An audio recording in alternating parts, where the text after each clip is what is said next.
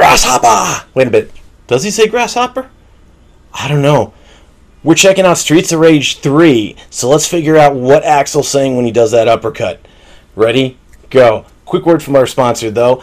Game Central. Game Central in the Crossroads Mall, St. Cloud, Minnesota. Wonderful place to get your used, new, retro, current games all across the board. They do it all. They're your one-stop shop for your gaming needs. Game Central. GameCentralOnline.com. We hope to see you there.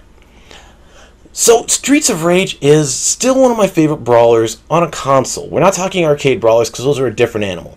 But Streets of Rage basically takes cops who are going out defending the city from crime boss. And Streets of Rage 3 is the first time they try and weave a story into the game.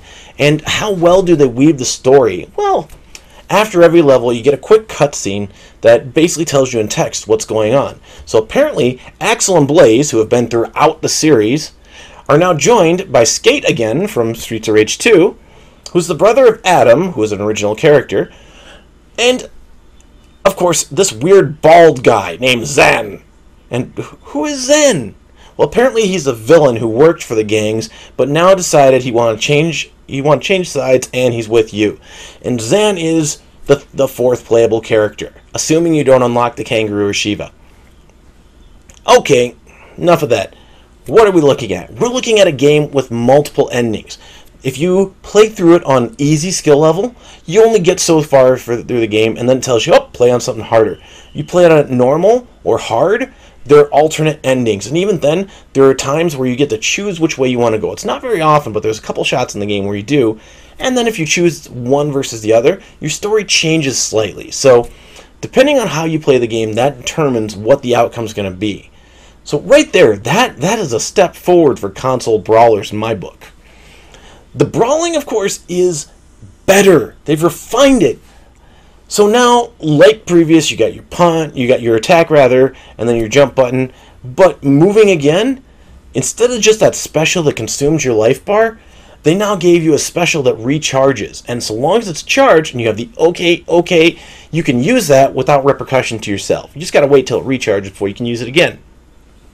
In addition to that, you also have weapons, and your weapons now have life bars of their own, which means that you can pull off special moves with the weapons. Of course, every special move takes a little bit from the weapon. So whether it's a sword uppercut, or whether you're throwing, you're doing a blade swipe that creates such a force that it pushes enemies back, or if you're doing Blaze's knife dance, whatever, it's all there, it's all cool. The only character I don't recommend picking weapons up is Zan. Because Zan, anytime he picks a weapon up, he turns it into energy, and then he just shoots energy beams until the weapon's depleted. Stinks because if you drop the weapon again, no one else can use it. Curse you, Zan! So is this the right game for you? And with a very deep fighting system for a game, for a brawler, this actually had a deeper fighting system. It's great. And it actually has a story.